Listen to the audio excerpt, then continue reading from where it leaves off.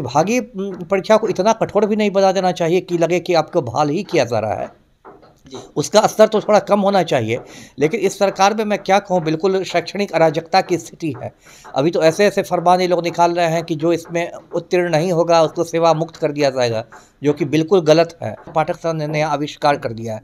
ये तो एक मतलब दस्तूर है, विभागीय परीक्षा देनी ही पड़ती है। हाँ, ये बात हो सकती है कि जब उनका ये आए, मतलब स्थानांतरण का समय आए, तो ठीक है, एक मानवीय आधार भी होता है। मानवीय आधार पर शिक्षा विभाग सोच सकता है कि बिना शर्त के हमें राज्यकर्मी का दर्जा दे, तो ये भी गलत है।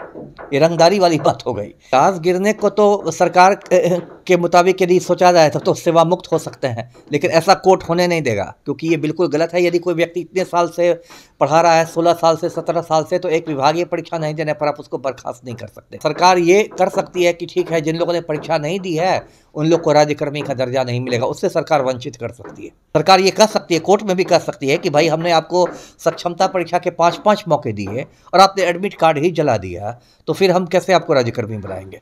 ये तो एक तरह की अनुशासनहीनता भी ना हुई।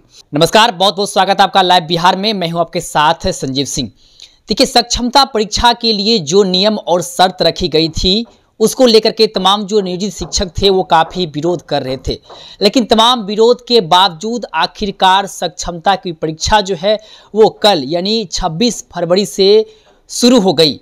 परीक्षा में काफ़ी ज़्यादा संख्या में नियोजित शिक्षक ने हिस्सा भी लिया, लेकिन बड़ी बात यह है कि नियोजित शिक्षक जो है जब परीक्षा देकर के बाहर निकलते हैं, तब हमने जब उनसे बात की इस मसले को लेकर के जो एग्ज़ाम कैसा गया है, तो उनका जवाब आता है कि सरकार ने कही थी कि मामूली सी एग्ज़ाम होगी, लेकिन जो एग्ज़ाम में क्वेश्चंस आया है वो बीपीएससी से भी हाई लेवल का क्वेश्चंस है। यानी कि तमाम तरह के आरोप लगा रहे हैं तमाम जो नियोजित शिक्षक है जो परीक्षा देकर बाहर निकले हैं। इसी मसले पर हमारे साथ बात करने के लिए पूर्व आईपीएस अधिकारी अमिताभ दास जी हैं। क्या कहेंगे? पहले कही गई थी कि मामूली सी परीक्षा होगी, लेकिन कल हमने जब बात किया नियोजित शिक्षक जो परीक्षा देकर बाहर निकले तो वो काफ़ी आक्रोशित थे। कह रहे थे कि हम सरकार को आने वाले समय में जवाब देंगे, मजबूरी है हमारी एग्ज़ाम देना। के पाठक से डर रहे थे साफ तौर पे और कह रहे थे कि मामूली सी एग्ज़ाम थी, लेकिन इतना बड़ा हार्ड एग्ज़ाम लग रहा है, बीपीएससी से भी हाई लेवल का क्वेश्चन पूछा गया है। क्या कहेंगे? ये सही कहा आपने, मैंने भी वीडियो देखा। कुछ शिक्षक तो बिल्कुल बाकायदा रो रहे थे, मतलब आंसू बहा रहे थे। तो देखिए, ये तो थोड़ा मतलब अन्याय है ही कि ठीक है, विभागीय परीक्षा होनी चाहिए। जो भी आप नाम दे दें, सक्षमता परीक्षा, दक्षता परीक्षा, बेसिकली विभागीय परीक्षा है, डिपार्टमेंटल एग्ज़ाम है, और ये सबको देना पड़ता है। आईएएस और आईपीएस सबको देना पड़ता है। मैं खुद जब किशनगंज जिले का एसपी था तो मैंने ये परीक्षा दी थी, सबको देना पड़ता है। लेकिन विभागीय परीक्षा को इतना कठोर भी नहीं बना देना चाहिए कि लगे कि आपको बहाल ही किया जा रहा है। उसका स्तर तो थोड़ा कम होना चाहिए। लेकिन इस सरकार में मैं क्या कहूँ, बिल्कुल शैक्षणिक अराजकता की स्थिति है। अभी तो ऐसे ऐसे फरमान ये लोग निकाल रहे हैं कि जो इसमें उत्तीर्ण नहीं होगा उसको सेवा मुक्त कर दिया जाएगा, जो कि बिल्कुल गलत है।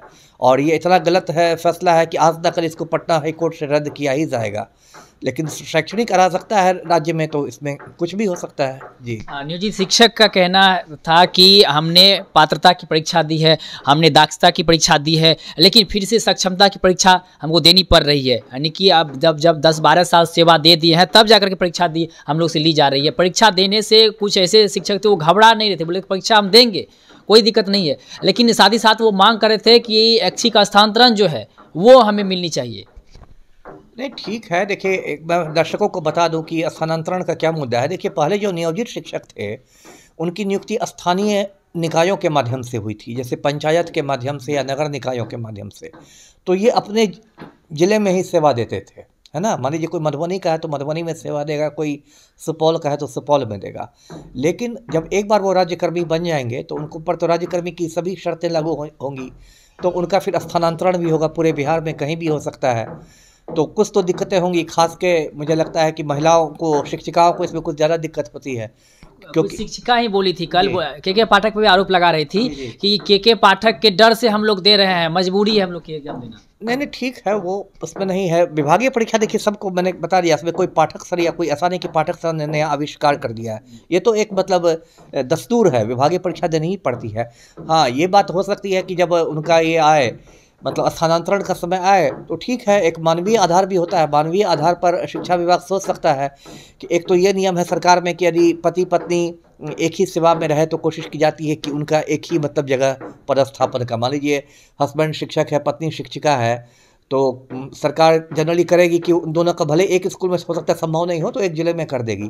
तो ऐसा तो कुछ नियम भी है सरकार का।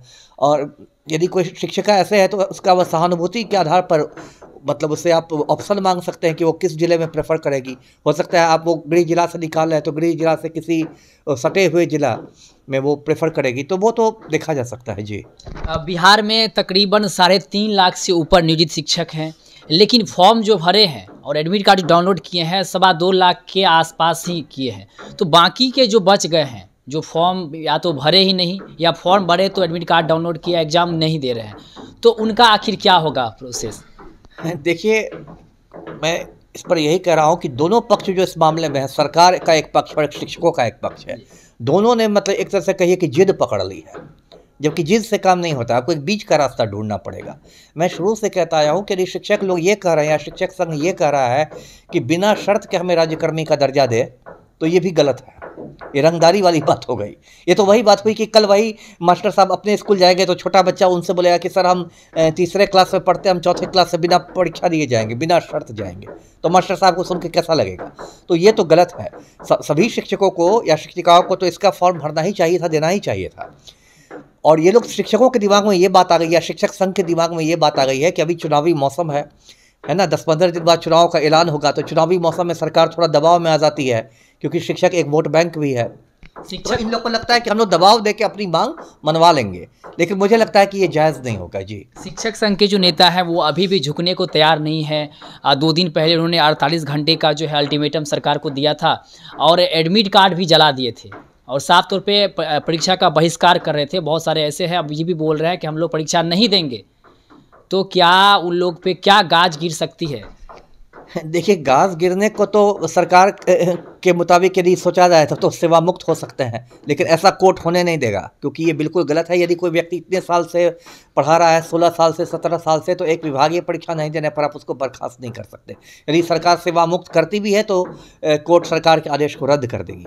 हाँ, सरकार ये कर सकती है कि ठीक है, जिन लोगों ने परीक्षा नहीं दी है उन लोग को राज्यकर्मी का दर्जा नहीं मिलेगा, उससे सरकार वंचित कर सकती है। ये सरकार का पूरा अधिकार है। सरकार ये कह सकती है, कोर्ट में भी कह सकती है कि भाई हमने आपको सक्षमता परीक्षा के 5-5 मौके दिए और आपने एडमिट कार्ड ही जला दिया, तो फिर हम कैसे आपको राज्यकर्मी बनाएंगे? ये तो एक तरह की अनुशासनहीनता भी ना हुई। जब आप देखिए, जब आप एक सरकारी सेवा में आते हैं तो आपको बंदूक के नोक पर तो नहीं नियोजित शिक्षक बनाया गया था, आप अपनी मर्जी से आए थे। जब आप अपनी मर्जी से आए हैं, आप इतने साल से वेतन ले रहे हैं, तो आपको तो सेवा शर्तों का पालन करना पड़ेगा। यदि नौकरी आपको पसंद नहीं है तो छोड़ के चले जाइए, गांव में धन कटनी कराइए, धन रोपनी कराइए, है ना। तो आप सरकारी नौकरी में जब आए थे तब तो आपको सेवा शर्तों का पालन करना पड़ेगा। एडमिट कार्ड जला दे या सड़कों पर आ जाए, ये तो नक्सलियों की तरह आप काम नहीं ना कर सकते हैं। जी, बहुत बहुत धन्यवाद। तो हमारे साथ बात कर रहे थे पूर्व IPS अधिकारी अमिताभ दास, जिन्होंने साफ तौर पे कहा जो भी नियोजित शिक्षक हैं जो एडमिट कार्ड जला दिए हैं, ये कहीं से भी सही नहीं है। परीक्षा उन्हें देनी चाहिए और जो परीक्षा में शामिल नहीं हुए हैं उस पर मतलब गाज गिर भी सकती है। कहने का मतलब ये हुआ कि अगर हो सकता है उसे सेवा मुक्त भी किया जा सकता है, लेकिन सुप्रीम कोर्ट में जो है, अगर सुप्रीम कोर्ट ऐसा होने नहीं देंगे, क्योंकि उनकी जो नौकरी है वो 60 साल तक कही गई थी, तो इसलिए 60 साल तक वो सेवा में बने रहेंगे। लेकिन इन्होंने समर्थन किया कि परीक्षा किसी सभी को देनी चाहिए, हर हाल में देनी चाहिए और उस प्रोसेस से गुजरनी चाहिए। तो आप सुन रहे थे अमिताभ दास को। तमाम खबरों के लिए अपडेट होने के देखते रहे लाइव बिहार। धन्यवाद। YouTube पर सब्सक्राइब और Facebook पर लाइक ज़रूर करें।